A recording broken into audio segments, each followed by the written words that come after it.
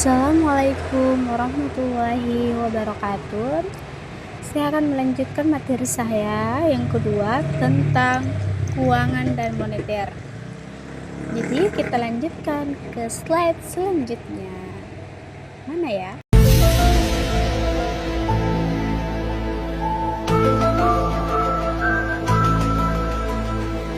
Oke, kita lanjut tentang pengertian keuangan moneter. Yang pertama, apa itu keuangan moneter? Kalian tahu nggak? Oke, cabang ekonomi yang mempelajari peran uang, perbankan, dan suku bunga dalam perekonomian. Fokus utamanya adalah pada kebijakan moneter dan dampaknya terhadap inflasi, pertumbuhan ekonomi, serta stabilitas keuangan.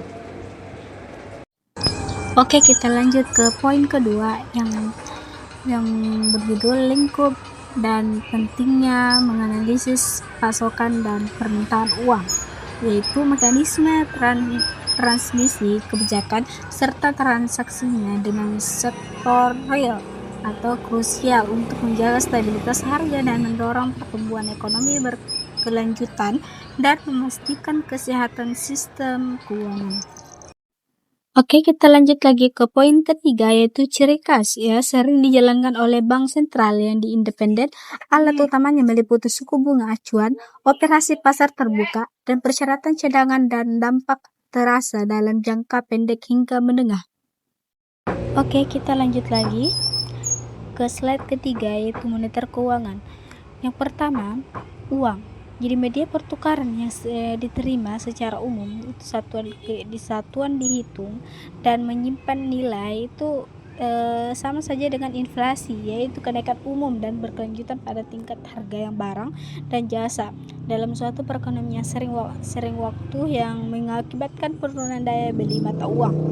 Ya, adanya itu diakibatkan oleh deflasi, yaitu penurunan umum tingkat harga dan jasa dalam suatu perekonomian yang seringkali dikaitkan dengan penurunan aktivitas ekonomi. Adanya itu juga ada suku bunga, yaitu biaya meminjam uang atau imbal hasil yang diperoleh oleh menyimpan uang. Ini adalah alat penting dalam dalam kebijakan moneter.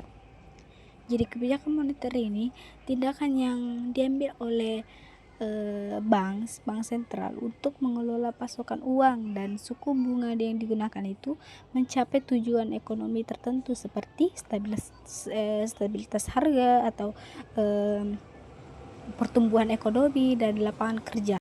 Nah, oke, kita lanjut lagi ke poin kedua, yaitu keuangan moneter adalah cabang ilmu ekonomi yang mempelajari tentang peran uang, perbankan, dan suku bunga dalam perekonomian ini. Nah, ini mencakup analisis bagaimana kebijakan moneter memengaruhi inflasi atau pertumbuhan ekonomi dan stabilitas keuangan di suatu negara kita. Nah, kita lanjut lagi ke poin ketiga, yaitu operasi pasar terbuka atau bisa dibilang OPT ya, pembelian atau penjualan surat berharga, yaitu pemerintah untuk memengaruhi cadangan bank dan suku bunga, yaitu suku bunga diskon atau fasilitas pinjaman lah. Itu suku bunga yang dikenakan bank sentral kepada bank komersial untuk meminjam jangka pendek. Jadi persyaratan cadangan wajib dipresentasikan tertentu dari simpanan bank yang harus disimpan sebagai cadangan, yaitu himbauan moral atau komunikasi atau persuasi non formal oleh bank sentral untuk mengaruhi perilaku bank komersial. Kebijakan makrosial langkah untuk menjaga stabilitas sistem keuangan secara keseluruhan. Oke, kita lanjut ke slide selanjutnya, yaitu mengelola kebijakan moneter, menjaga stabilitas keuangan, mengawasi dan regulasi sistem perbankan serta institusi keuangan lainnya untuk mencegah krisis dan menjaga kepercayaan publik terhadap sistem keuangan independensi atau operasional. Jadi beroperasi secara independen ini dari tekanan politik. Jadi kemungkinan pengambilan keputusan itu berdasarkan data ekonomi objektif untuk kepentingan jangka panjang.